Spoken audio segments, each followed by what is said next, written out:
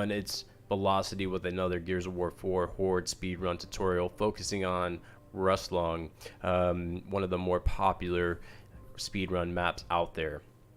Now, Rustlung isn't a very difficult map to speedrun, but there is a lot of sentries and objects that can get in the way. Now, this can probably be condensed, but I just want to make sure that this is easily notated in a cheat sheet that I'll have towards the end of the video. So let's focus on the recommended classes. We will need a scout, a sniper, an engineer, and 2 soldiers. So focusing on the scout, you'll want to have your deposit bonus, health boost, health regeneration boost, pickup distance, and speed boost. And as always, your bounty for all your classes. If you don't play scout, for example, just make sure you keep your Inconceivable Survival 1 Horde bounty on at all times. Let's rotate on over to the engineer. Sentry speed for faster killing, carry speed for faster moving of turrets and barriers and decoys, fortification health for everything, exactly for everything. Repair boost, because you want to go ahead and make sure your sentries have enough ammo inside them, and any repairs that may be needed in sentry cost, because you'll have about 10 sentries placed around the map. Moving downward into the sniper, called shot, sniper strike, magic bullet, mark boost, and radar ping. You'll be radar pinging most of the map, or sorry, not most of the map, but most of the match, and using your sniper strike in case things hit the fan and their spawn outs, or not saying that's going to happen, but that there's always a potential. So that's why you want to have that as a safety revive, or safety net, I should say. You could replace magic bullet with team revive, but I don't think that's going to be necessary. But in case your team is inexperienced, you may want to consider that as an option. These soldiers will be running the same exact setup: siphon, resupply, grenade plants, grenade capacity, and grenade damage. You want to make sure that you have shock grenades as early on as possible. Hopefully you can get those in waves, 1 or 2 or 11 or 12, somewhere around that line. Siphon for additional power in case repairs and additional called shot or sniper strikes are needed. Resupply, that way you can have plenty of grenades to plant, grenade plant, so you can have multiple grenades planted on the ground, and the capacity to increase your held amount. And your grenade damage needs to be as high as possible, and 120 is plenty to do it.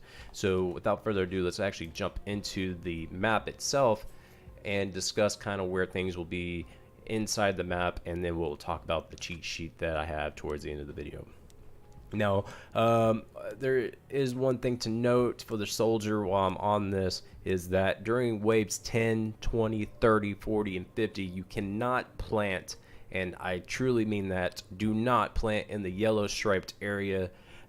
This can potentially make the boss wave spawns all jacked up to where a carrier or something like that could spawn on the outskirts of the map.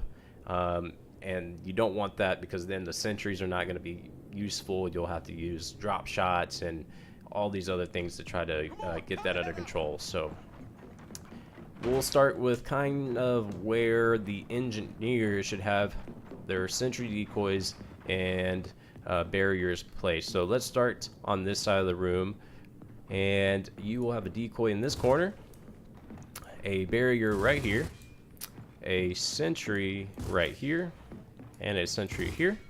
And what's going to happen with this is you're going to have a sentry covering any areas in case there is a spawn out, like I mentioned just a few moments ago. Sentry here, once again, this will be at an angle, kind of looking at both sides here, in case there is a spawn out or enemy spawn in the room, and they can and will do that, if the game feels fit. The barrier here is just to stop them, that if they do spawn in here, from coming out here and start whacking people from behind. So make sure you're keeping up with that. The decoy placement inside this room is just in case they do spawn, they will go towards the decoy. Going forward there, sentry placement as well right here. You'll only need about 2. So you'll have one here, and you can have another sentry.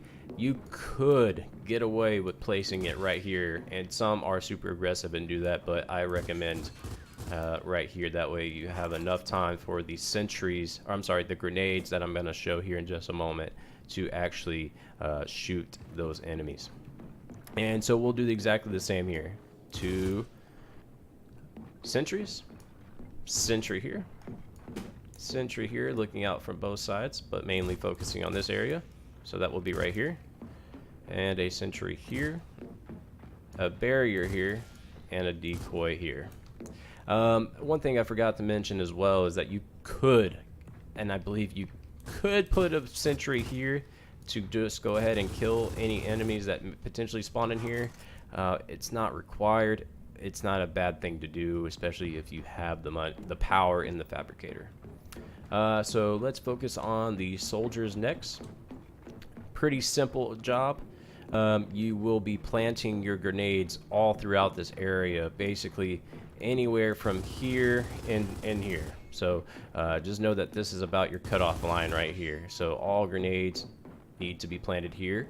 A good way of thinking about it is the soldiers will split the duties. So if you're stationed here, and I'll get into that a little bit later, but if you're on this side of the map, you take the left. If you're the other soldier, you take the right and duplicate. 1 grenade does need to be planted in both rooms, 1 right here and 1 on the other side. The sniper will be hanging out right here, which is where the fabricator will go, and you'll just be calling in your radar pings and eventually your sniper strikes. And that leaves the scout. The scout will be right here, and your job is to collect the power before the wave ends. So try to be a little aggressive at times, but not too aggressive. So that leads me to you guys where you should be stationed. So as we discussed, the sniper will be hanging out right here by the fabricator.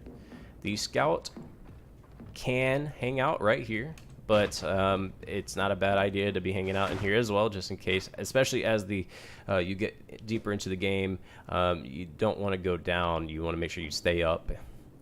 The soldier on the right side can station here, and the other soldier will be stationed on the left side. So this way you have easy access to just start planning once the wave ends. And for the engineer, you'll be hanging out in this room, and with your sentries right here, you'll be able to actually heal and replenish the sentries just by looking over and starting to use your repair tool.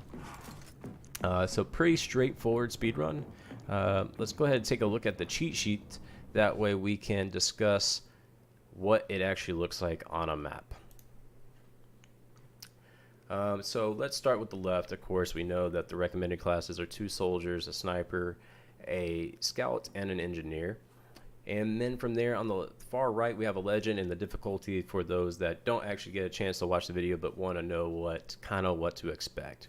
So as long as you follow the legend, it should be pretty self-explanatory of what we just discussed inside the video. But to recap is the stations of the players, or the class position I should say, is super important to make sure that everybody's in this general location. That way there are no spawns outside the map, making sure that we plant grenades at the most north part of the map, and making sure that on waves 10, 20, 30, 40, and 50 that we're not doing any grenade planting on the yellow stripe. You can do it on the outskirts, just don't do it on the yellow stripe. Now, it's not always guaranteed proof that the boss waves will spawn on the middle there. If you don't plant, there could be the off chance the game decides, hey, I want to spawn a boss on the far right. It's usually going to be a carrier, so just keep that in mind. So that's really it for this video. If you guys have any questions or feedback, I'm always appreciative. Until next time, peace.